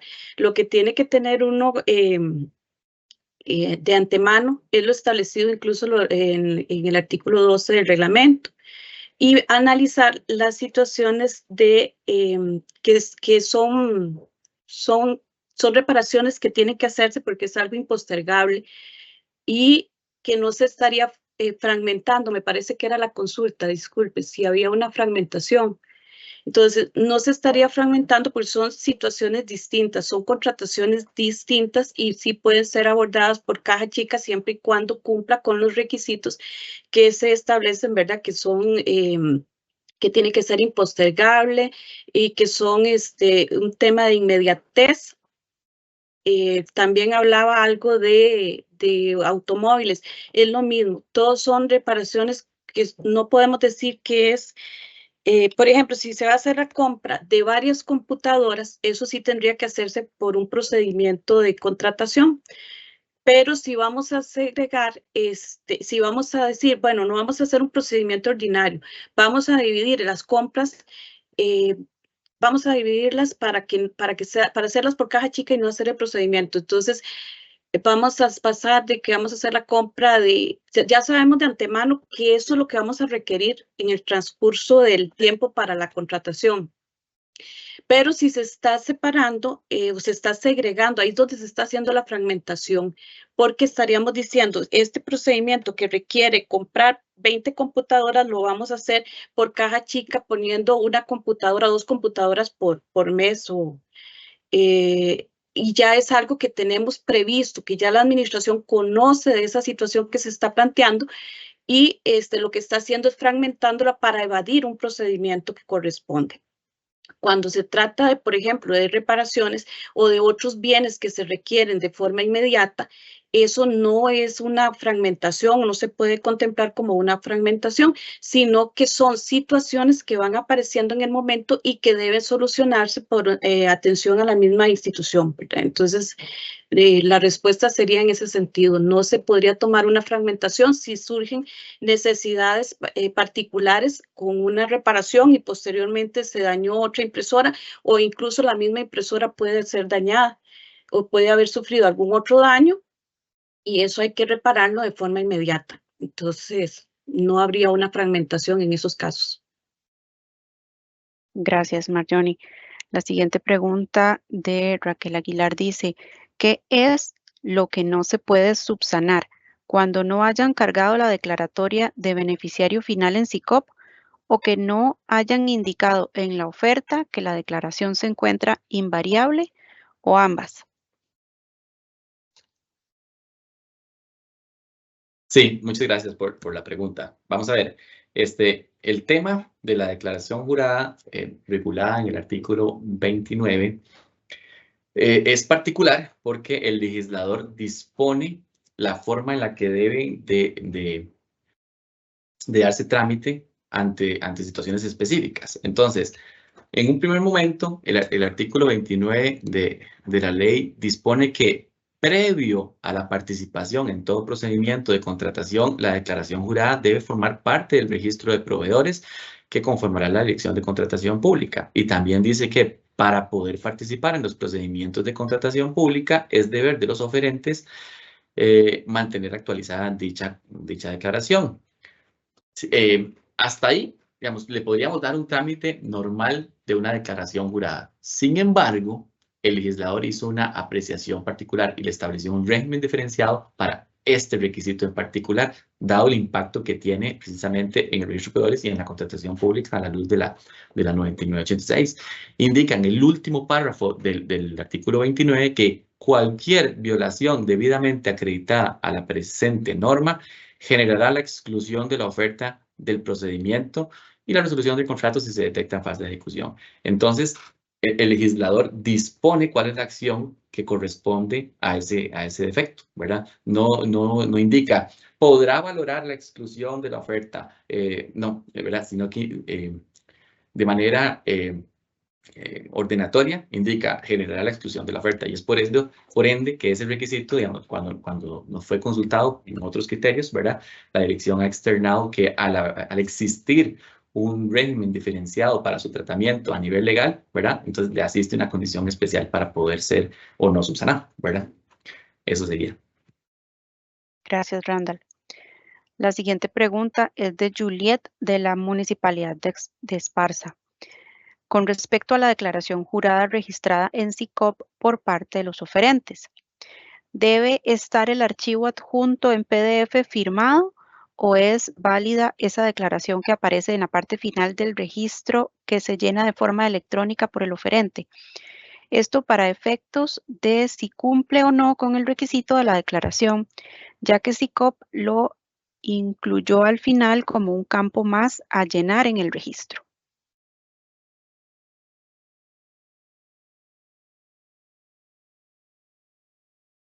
Gracias, Juliet, por su pregunta. Vamos a ver. El sistema digital unificado, especialmente el módulo del registro de proveedores, se ha estructurado, al igual que otros módulos, para que su operación se haga 100% electrónica y 100% en la plataforma, acatando precisamente las disposiciones del artículo 16 de la Ley General de Contratación Pública. Es por ende que cuando un proveedor registra en ese módulo la información correspondiente, a la hora de subirla debe hacerlo a través de su certificado de firma digital. O sea, esa información queda suscriptamente subida, por así decirlo. Entonces ya ahí estaría eventualmente la suscripción del documento. No obstante, a veces hay información complementaria, ¿verdad?, que adjuntan a este tipo de gestiones y esa información podría tener defectos, ¿verdad? Entonces, ahí cuando la administración tenga alguna duda razonable sobre algún defecto que pueda contener alguna documentación complementaria a la declaración, ¿verdad? Entonces, ahí tendría que valorar, a la luz de todo lo que hemos dicho sobre el Instituto de la Subsanación, ¿verdad?, si corresponde o no eventualmente generar el respectivo requerimiento de aclaración o subsanación, ¿verdad? Gracias. Gracias a usted. Álvaro Hidalgo hace la siguiente pregunta. El artículo 12 del Reglamento a la Ley General de Contratación Pública indica, con respecto a las compras con fondos de caja chica, que esta excepción es aplicable únicamente si se cumplen los incisos A, la solución sea indispensable e impostergable; B, la adquisición no resulte más onerosa que el procedimiento ordinario de contratación a realizar; C, se acredite el costo-beneficio para la administración; D, no haya fragmentación. Con respecto al inciso C, ¿quién es la persona o departamento que debe acreditar el costo-beneficio para la administración?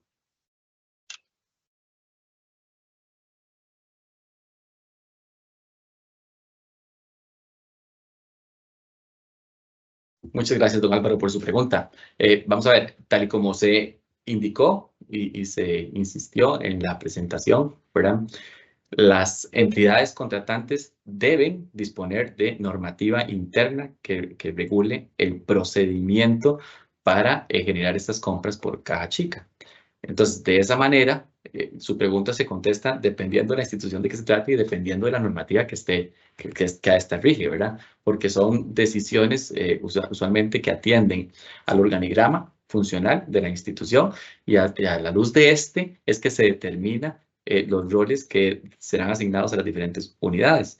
Entonces, yo no podría decirle cuál es el departamento específico para acreditar el costo-beneficio en una institución específica, ¿verdad?, salvo que disponga o tenga a la vista la reglamentación interna que define precisamente todo este tipo de aspectos, ¿verdad? A cuál dependencia o cuál funcionario o en cuál cargo o en cuál puesto va a recaer ciertas responsabilidades respecto del procedimiento de este tipo de compras, ¿verdad? Esto tiene que estar regulado a nivel interno por cada entidad contratante. Gracias. Muchas gracias. La siguiente pregunta es anónima y dice, ¿qué pasa cuando el oferente indica el documento como confidencial en SICOP, pero no fundamenta el por qué ese documento es confidencial? ¿Igual mantenemos ese documento como confidencial?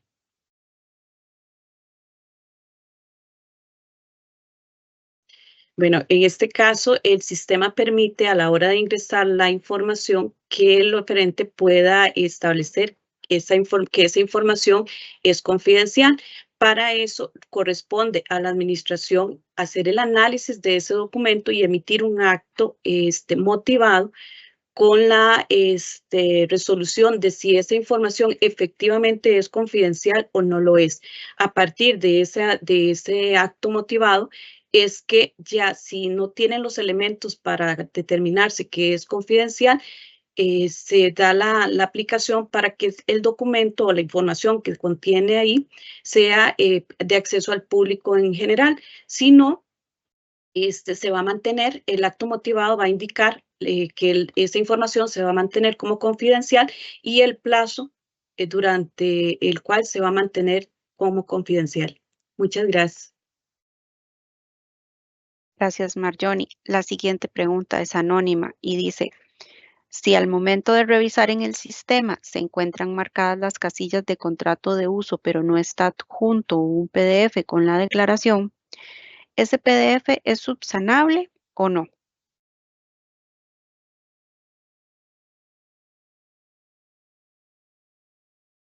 Gracias por la pregunta. Vamos a ver, no termino de tener certeza de exactamente cuál es la interrogante que se plantea, pero presumo que es que ante ciertas actuaciones el oferente puede indicar que adjuntó cierta documentación, pero después esa documentación no está adjunta.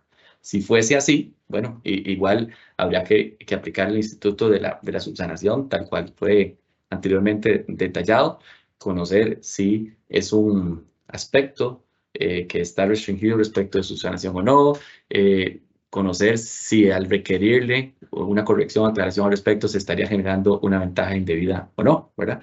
Y de esta manera advertir si efectivamente resulta subsanable o no para el caso concreto. Gracias. Gracias. La siguiente pregunta, anónima, dice, al indicar que la declaración de prohibición es un aspecto no subsanable, ¿qué ventaja indebida considera esta dirección si en caso de un recurso de revocatoria o bien de apelación podría ser presentada por el oferente?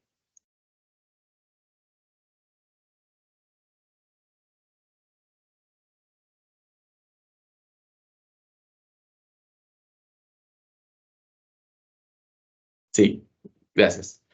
Vamos a ver. Primero que nada, la dirección no es la que está señalando si la declaración de prohibición es un aspecto subsanable o no. Vamos a ver, la dirección lo que está haciendo ver, ¿verdad? Es la regulación que a nivel legal dispuso el legislador en el artículo 29.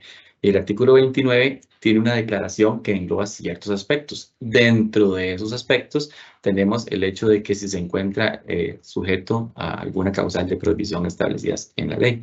Entonces, así las cosas, lo que estaría no sujeto de eventualmente subsanar es la declaración del 29 como tal, como un todo, ¿verdad? ¿Verdad? No es este aspecto en particular. Entonces, simplemente dejar como constancia de eso. Digamos, no es algo que nosotros hayamos dispuesto, sino que es algo que nosotros reiteramos y que está establecido en una norma de rango legal, ¿verdad?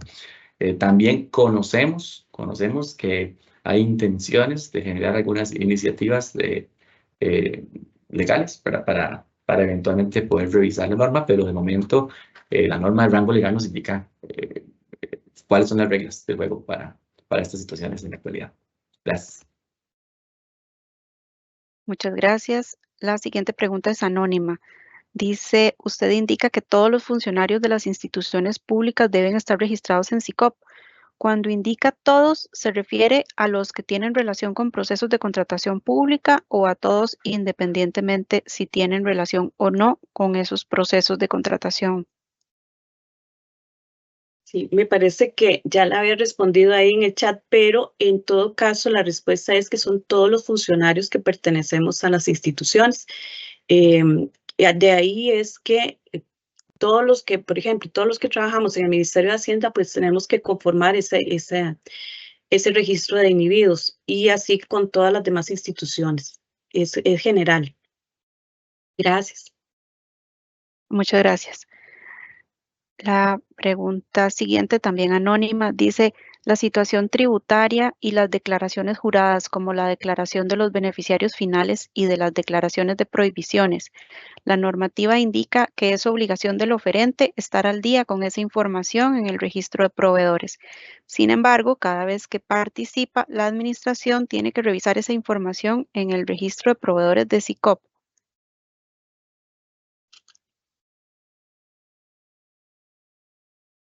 Gracias por la pregunta. Vamos a ver, efectivamente, la intención de generar un registro de proveedores con esa información es no estar requiriéndole constantemente a los oferentes la misma información por parte de las distintas entidades en las cuales realiza ofertas o plicas, ¿verdad? La intención es poder tener ese repositorio general de información y que cualquier entidad contratante, al momento en el que ese oferente le participa, puede verificar esa información. Esa es la razón de ser realmente de la normativa tal cual está. Entonces, aquí, digamos, lo que hay a veces es que persiste una cultura de reiterar las solicitudes. Digamos, se ha advertido por parte de COP que en algunos supuestos, en algunas contrataciones, perdón, las instituciones vuelven a pedir la información en el pliego de condiciones que ya está disponible o que ya debería estar disponible en el registro de proveedores, ¿verdad? Entonces, bueno, poco a poco vamos a ir cambiando el chip, ¿verdad? Para darle el alcance que realmente dispone la 9986 al sistema digital unificado y especialmente al tema del registro de proveedores. Gracias. Muchas gracias a usted. La siguiente pregunta es anónima y dice, ¿bajo qué supuestos se puede mantener la confidencialidad? Esto por cuanto los proveedores únicamente indican que los documentos confidenciales al amparo del artículo 15 de la Ley General de Contratación Pública, con una motivación vaga al indicar que corresponden a información sensible del fabricante.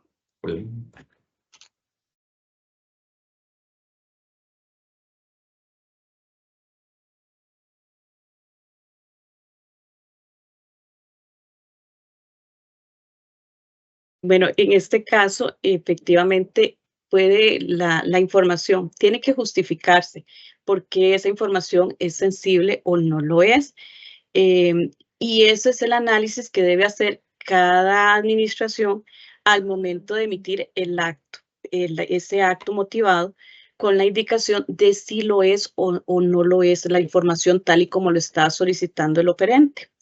De ahí es que en ese acto motivado, donde se va a fundamentar si realmente esa información efectivamente tiene elementos que son sensibles y por lo tanto se va a mantener confidencial.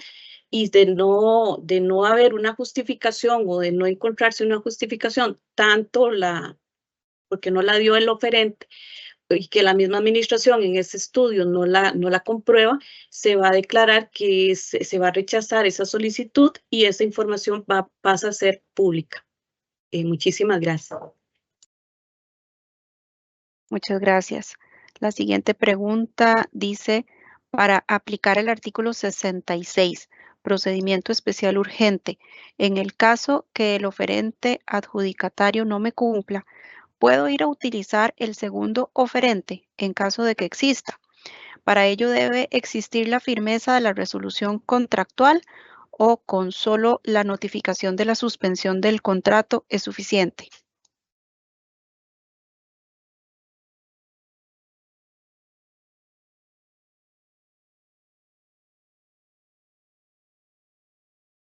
¿Me puedes repetir la parte final de la pregunta? Claro que sí. Por favor. Dice que si puede utilizar el segundo oferente en caso de que exista. Para ello, debe existir la firmeza de la resolución contractual o con solo la notificación de la suspensión del contrato es suficiente. Sí, bueno, en este caso la ley lo que establece es que permítame un segundito. Un segundito, por favor.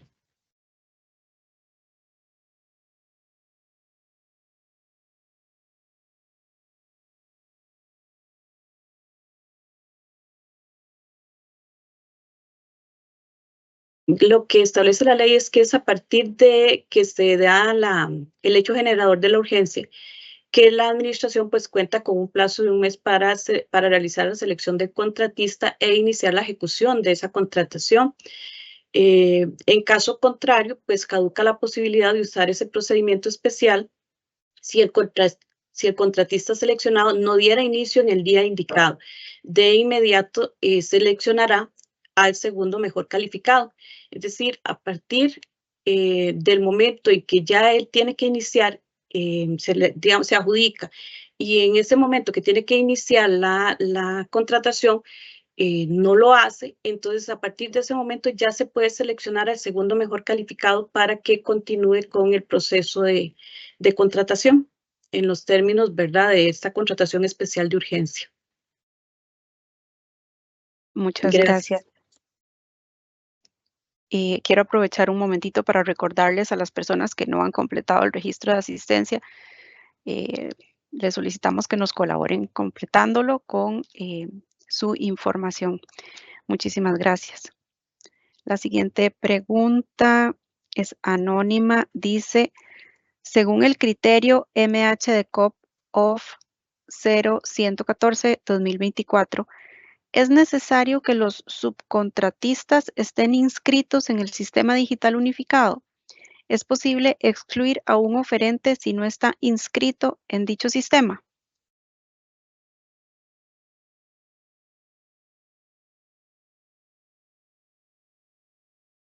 Sí, gracias por la pregunta. Bueno, el criterio en particular, el 114, no aborda esa temática, ¿verdad? Se restringe al hecho de si no fue aportado el estado de subcontratistas o cierta documentación formal respecto de estos, pero no aborda realmente la temática en consulta. También, si tiene dudas sobre el particular, perfectamente podría remitir la consulta a la dirección, ¿verdad? A la cuenta de correo que yo creo que ahorita vamos a compartir precisamente para esos aspectos. Gracias. Muchas gracias. La siguiente pregunta de Blanca Molina dice así: si una contratación es bajo la modalidad según demanda, ¿se puede adjudicar sin contenido presupuestario o se debe tener únicamente para el monto de las líneas que inicia la contratación, considerando que se coloca en cantidad 1 y el monto del precio unitario?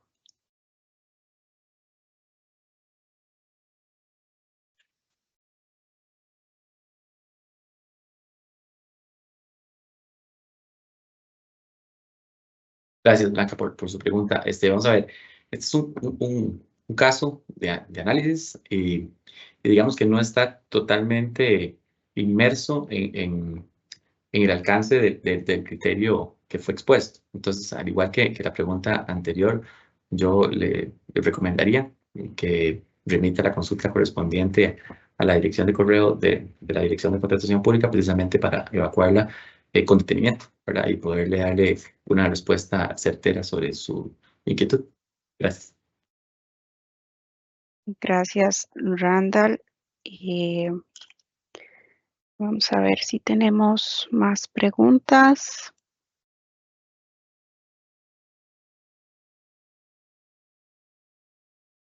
Aquí en publicados ya no tenemos más preguntas. No sé si quedará alguna otra pregunta, compañeros, que deseen que leamos.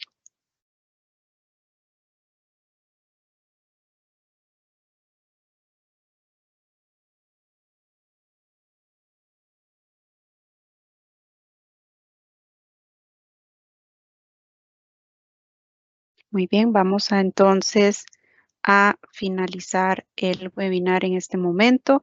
Queremos darles las gracias a todas las personas que nos dieron el beneficio de conectarse a este webinar. Les recordamos que posteriormente, unos cuantos días después de cada uno de los webinars, subimos las grabaciones al subsitio de la Dirección de Contratación Pública en la página web del Ministerio de Hacienda, que normalmente les colocamos el enlace en el espacio de preguntas y respuestas. También pueden buscar las grabaciones en la cuenta de YouTube del Ministerio de Hacienda. Les agradecemos a Marjony y a Randall por su exposición del día de hoy. Y a todos y todas las personas que nos acompañaron, los invitamos a seguir conectándose a los próximos webinars que tenemos programados para todos ustedes. Muchas gracias y que tengan muy buen día.